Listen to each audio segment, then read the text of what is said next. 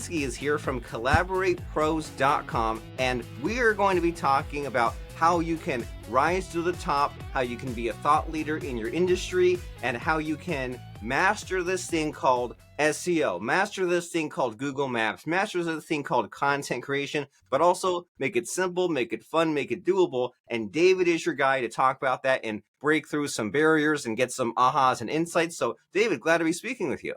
Yeah, thanks, Robert. I know when most people hear SEO, they want to close their ears, close their eyes, and go run away. So if you're listening, don't do that. We're going to make it fun, like you said, and simple. And it's actually not that difficult.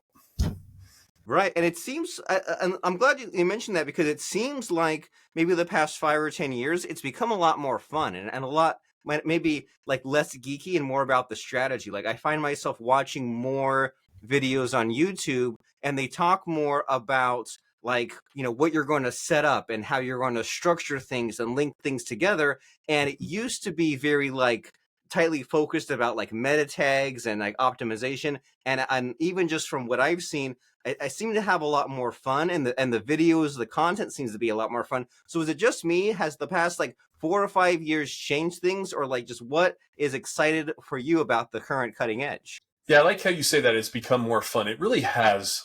A few years back, it was all about backlinks, and like really you had to spend a lot of money, and you had to pay a lot of money, and you had to do a lot of work. And now backlinks don't really matter as much. Now you should have your site linked to like Better Business Bureau, Chamber of Commerce, local citations like Yelp and stuff like that.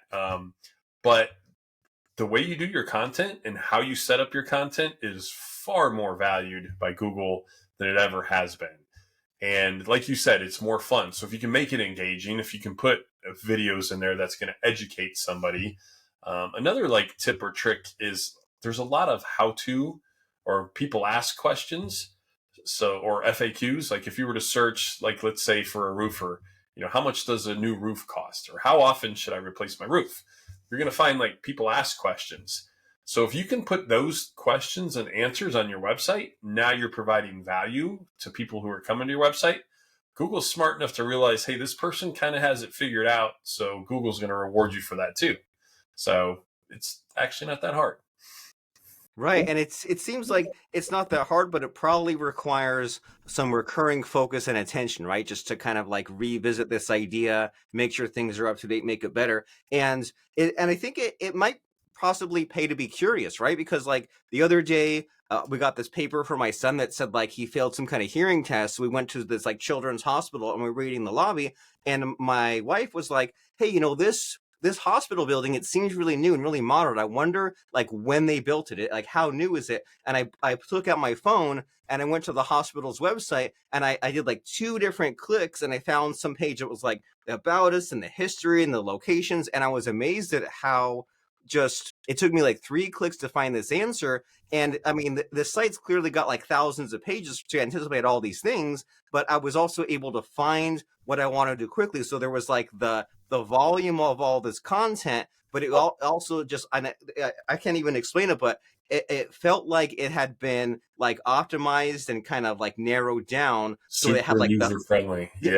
yeah, like there was good like user experience. It was like somehow big and small at the same time. And I was thinking, man, even if some weird random building, some random hospital went to this trouble of figuring out the SEO, then a roofer who's dealing with all this like low attention span traffic, who is dealing with people who have like specific questions, man, they really need to up their game as well. So how do we like kind of crack this nut? Because there's all this fear about like, well, AI, and then like I think Google said like when AI came out, like, well, we're okay with AI content, just make it helpful. And they throw out like this like EEAT idea, which is like, okay, like you have to have like a presence and be like a respected authority. So like, what's the starting point if someone is kind of looking to have fun, but maybe already pre-overloaded with all the acronyms or all the things that could or should be done? Like, what should someone be doing as far as some doable actions? Okay, so you said a lot there. Now that's very typical and very standard. And Google and EEAT,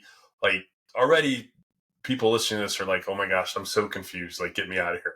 So the goal of Google is to confuse everybody, right? They want you to pay for the ads. They simply want to make their revenue on ads. That's where they make the majority of their revenue. So don't get confused with all this stuff. You were talking about going to a site and saying, when was this created and when was this building made? So if you put content in your website, let's stick with the roofing and the roofers, right? If my roofing business is located right where I'm at, but I really want to target neighborhoods 5 to 10 miles away from me, what I want to do is I want to put information about those neighborhoods and cities within my website. So it's not really that confusing. Now, in your neighborhoods, there'll be libraries, there'll be parks, city buildings, post offices, just stuff like that. You can put that type of information and content on your website. You don't put it in the menus and stuff, but they can be pages and blog posts that give Google an idea of where you want to be providing services. Does that kind of make sense? Now, the Google Maps will correlate with that. So if your Google Maps linked to your business page and you're talking about neighborhoods 5 miles from here, 10 miles from here, Google Maps is like, okay, this guy works in this neighborhood. Now, when you put those pages on your website, you want to have a geotagged image. If you take a picture with your phone, it geotags the image where you took that picture. So you want to have a geotagged image of areas that you service all around your service area. So that Google's like, oh, this guy's in this neighborhood, he's in that neighborhood, he's in that neighborhood. So when somebody starts searching for a roofer near me, or whatever service you provide, Google's like, wow, I see his content. He's in this neighborhood. He has geotagged photos. And he's answering questions like, how much do roofs cost and how often should I replace my roof? Like, this guy's pretty legit. So did I make it simple enough for you? Yeah, you did. So take geotags images with your phone and post them on your website. And like when you're explaining this, like you're making me like again flashback to all these examples. And there's like this landscaper guy in my town, and he posts on social media, but he also has like all these blog posts. And I'm like, I go down that rabbit hole again. I'm amazed that he has all these posts about like, hey, here's how to fix a fence or what to look for on your fence. But then when he goes out and does actual jobs, he'll make blog posts about that, and he'll do like the before and after pictures. And now I'm realizing that there is some invisibility there, right? There's some things that I'm not seeing that you're explaining, like he's taking these geotagged images and putting them on the web page so that Google sees them, and then that they're rewarding him and giving him this more of like a local presence. And so am I getting the right vibe here? That are you like big on the whole local thing? Is that like a lot of what you do? Yeah, a lot. And you mentioned blog posting. Blog posting is hands down my favorite thing to do on a website. I've spoke at many conventions, roofing conventions, and dental conventions, like all over the country. And I love it because when I start speaking, I'm like, raise your hand if you're excited about blog posting. And everybody's like, I think I'm in the wrong speaking session. This is lame. Now, just hear me out. A blog post is several things. Number one, it's breaking news.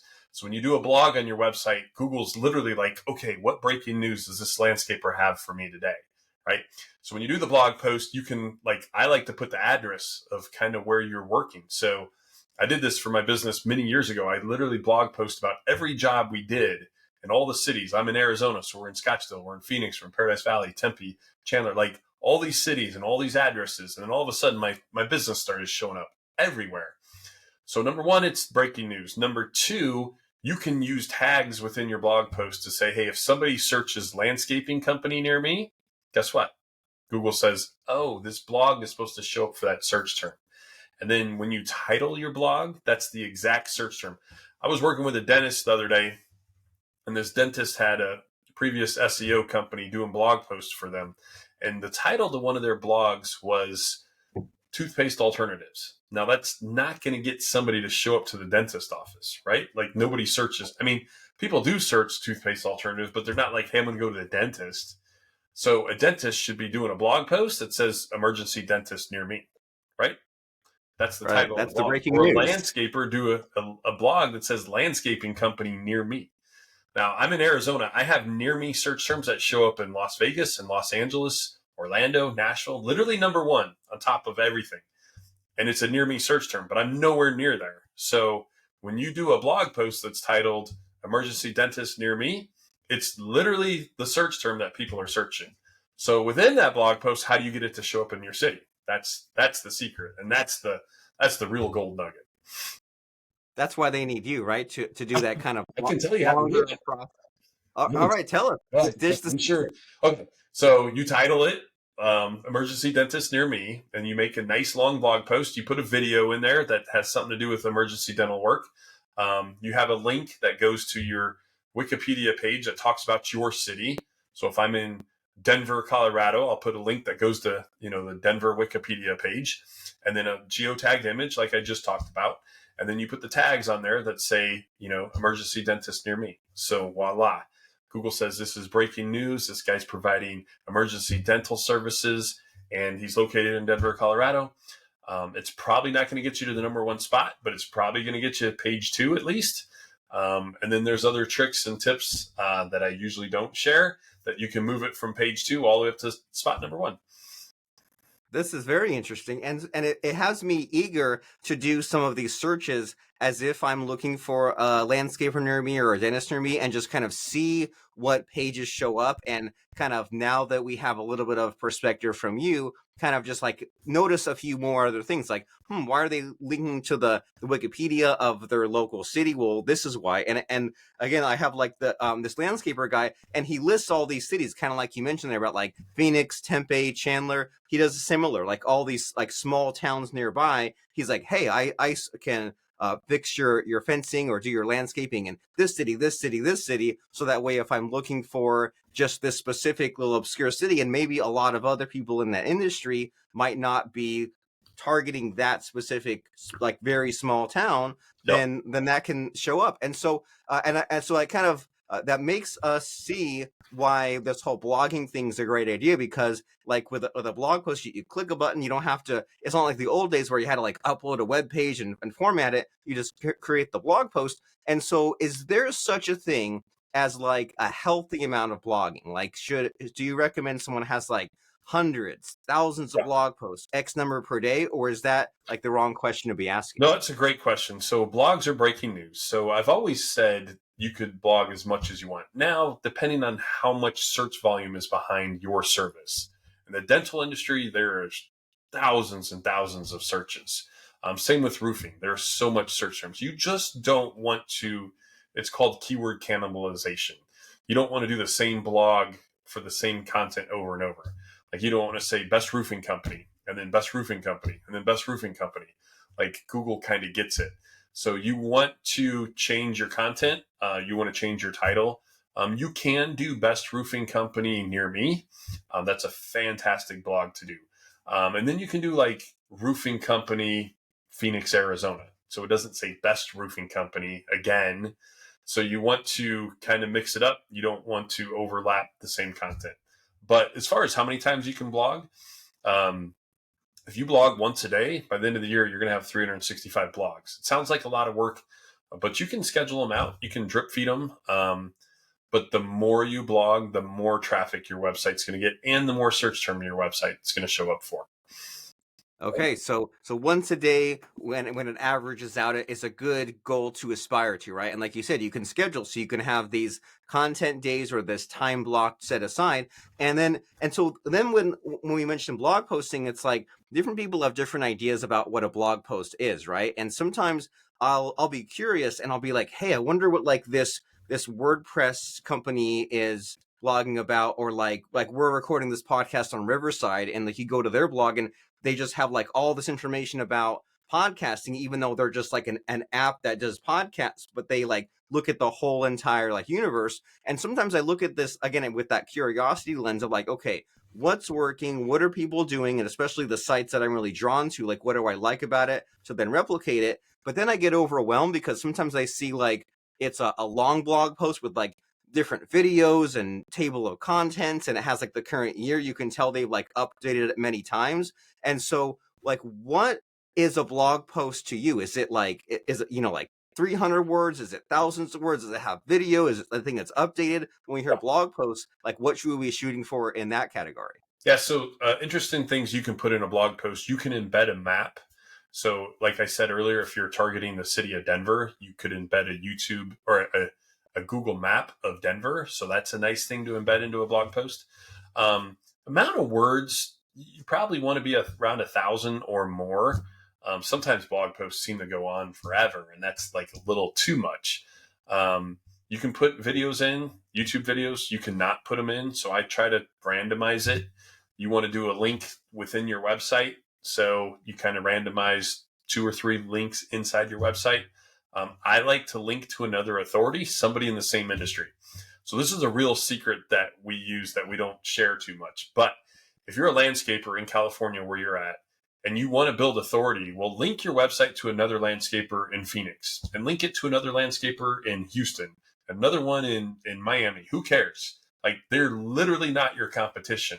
So if you have a link going to other people in your industry, Google values that huge. I said earlier, links don't really matter, but I've noticed, and it's kind of funny, we came up with this recipe about 3 years ago.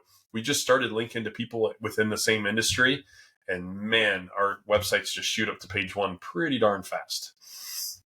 That is pretty cool. And like you said, they're not your competition. They're in some completely other Yeah. sort of city and area. So who cares? And is there a method to the madness there? Like, do you look for like a certain like blog post of theirs to link to, or is it just like random linking, or like how do you choose Yeah, what to yeah. link? So if you're doing a blog post talking about, let's say, let's use emergency dental services, right? So you want to find another emergency dentist in a different city. So that's who you want to link to. And then, yeah, if they have a blog post. But it's good. Like, if you're a landscaper, pick up a phone call and call another landscaper in another city. Be like, yo, I'm a landscaper. You're a landscaper. And like, if somebody calls me in my industry, I'm like, yeah, man, I'll talk to you. What's up? And just make a little friendly relationship. And I was doing this blog today and I saw your website and I totally want to link to you. You want to do the same thing for me? And a lot of times they'll say yes, but probably a lot of times they won't end up doing it. So, I mean, it's worth an ask though. So that's how you get camaraderie. And that's kind of how, and I named our company Collaborate because we like to collaborate with other people in the same industry. Well, nice. And that's what we're doing here, right? We're here Yeah. on a podcast, a couple of guys having a random conversation, and it's worth the effort to do. I mean, you don't want your whole day to be just podcasting. You don't want your whole day to be maybe making some of these phone calls to see if there would be like a little bit like of a link exchange action, but it's worth like making a little bit of that outreach effort as wherever it fits into the pie chart. And so I'm getting kind of like a little bit of guiltiness from all the cool tips and tricks that you're sharing, but it's also like you promised to make SEO fun. And I want to make sure that near the end here, we squeeze in a little bit of mention of AI, because I know that you're sort of, dialed into that. And the whole thing with Chat GPT is like there's like a garbage in, garbage out factor, right? Like maybe when people have used it, there's a little bit of the frustration because if you say, well, can you generate 100 ideas for blog posts for me? You get a whole big mess, right? Or you say, I've written this blog post. Can you give me some ideas for like a SEO optimized title? You get a lot of things. And so there's the fear of cranking out a lot of garbage. There's the fear of maybe if I put out this emergency dental information, like it might be inaccurate. So like, what are your thoughts on AI there, and like how to navigate it, how to get some benefits from it without it kind of being a whole hassle that you never go back to? Yeah, so that's a great question. Well, first, before I get into AI, I do want to share one more tip. Semrush.com, SEMrush.com. If you go there, you can see what search terms your website's showing up for. Most people only show up for their brand, and it's a little frustrating, but that's a tip.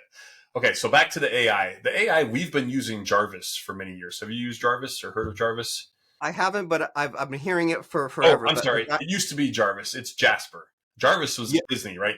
Iron Man. yeah, So, yeah. I think okay, he so it's named it Jasper. at first, but then they had the conflict. Yeah, Yeah, I had him on my podcast like 10 years ago when he had some other company, and yeah, then he made that, and for years I ignored it, yeah. and then and I was like, is that really possible that it can crank out articles? And then when Chat GPT came along, I was like, oh, so we do have the technology. It So does. I've Yeah, seen that guy like Dave Rosenmoger, I think I've seen him yeah. on social media, and I ignored it for way too many years. So tell me about it. So I bought an unlimited version when it first came out, and then we use it. We still use it within our company.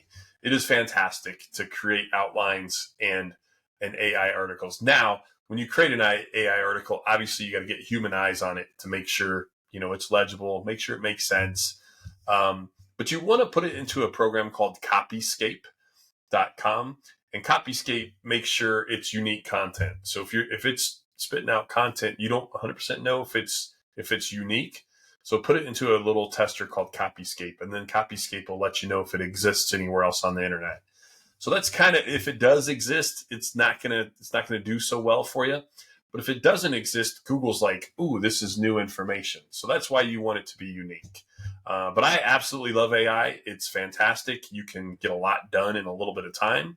And then AI also comes up with ideas that our brains just, we're not computers. And AI can go out there and find good topics and titles. Like literally yesterday, we onboarded a new client and I went into Chat GPT-4 and I said, hey, can I have 50 blog post topics related to this industry? And sure enough, man, it spit them out for me. And like most of them, I was like, wow, those are great. But some of them, I just threw them out. They're not good topics. So absolutely use AI. It's fantastic. Okay, I love it, and I like how you said, well, there's a few like ways to navigate it, right? You use like different tools together. You use Jarvis plus Copyscape, and you're saying to have this strategy of saying, well, it won't do everything for me, but it might fill in the gaps, fill in the blind Yep. spots, Yep. and also there's like a sorting factor of like it gives us all this, and you kind of sort out what you don't want. So it's not 100% hands off, but as you said, it's definitely a productivity tool for us to be using. And so as we're getting near the end of our conversation here, like what am I not asking you? Is there something that you wish that I ask you about like SEO or your company or Google Maps, or just like what's the missing hidden question here? Okay, so the missing key to a lot of people's success online is your homepage is the most powerful part of your website.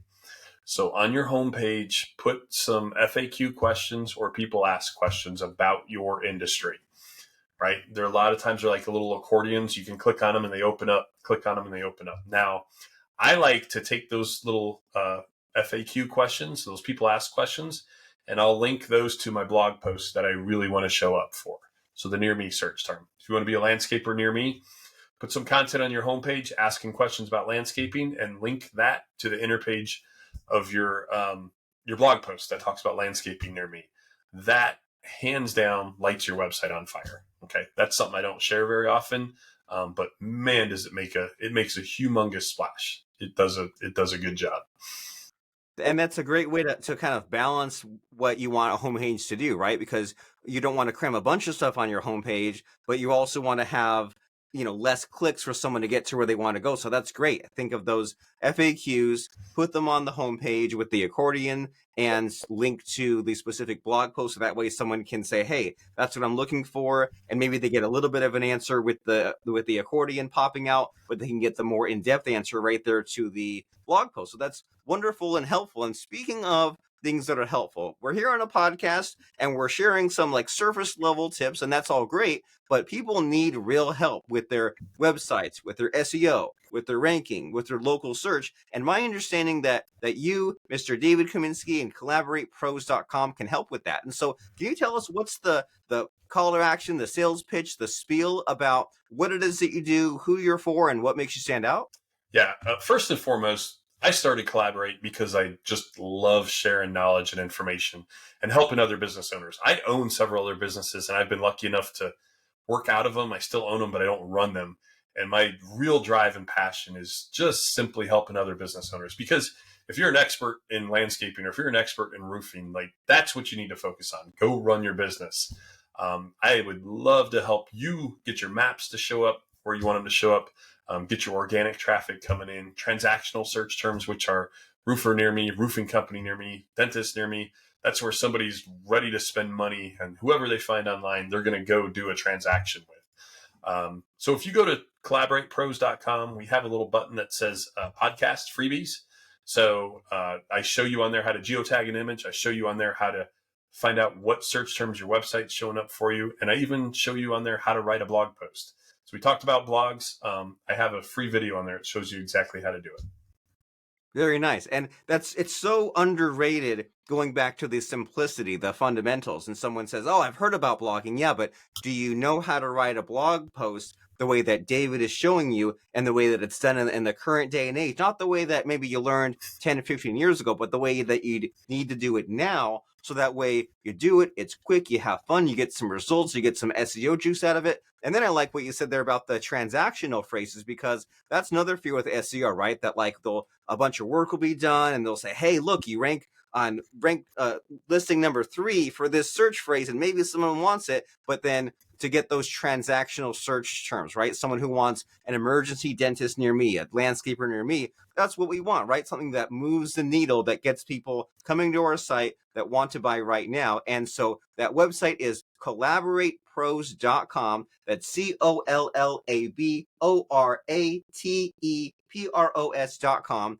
Collaboratepros.com. Go there, find those podcast freebies that David is sharing with you or telling you about, so that way you can see some of these fundamentals, how to geotag your image. And I know, like, on my phone I had like some setting turned off for like privacy reasons, so it's like if I was going to use that, I needed to turn that setting back on. Yep. That way I can have the geotagged image. So there's little nooks and crannies that David can show you in video form, and what you do, what to click and what to tap, and then what other steps to do. So collaboratepros.com is the place to go. And as we're wrapping up our conversation here, David, it's fun to end with a bang instead of a whimper. And I like to ask my guests about a fun quote or lesson that can really help us out and send us on our way. So does anything come to mind when I ask you about a powerful quote or lesson for us? Yeah. Who, not how. I always say that in business. Because I could learn how to be a landscaper and go do my own landscaping. But you know what? Like, I'd rather go find the who knows how to do it. Who, not how. It's a book. It's a wonderful book. You want to surround yourself with powerful people who know what they're doing, because then you're not wasting your time learning their expertise, right? If you're a dentist, you know how to be a dentist. Go be a dentist. But hire the who knows how to do the marketing for you.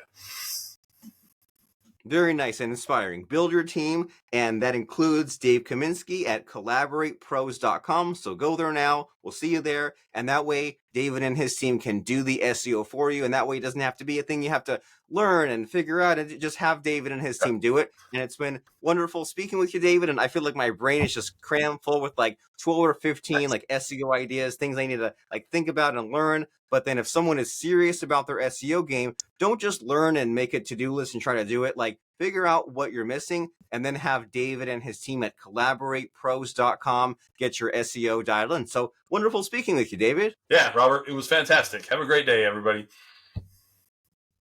All right.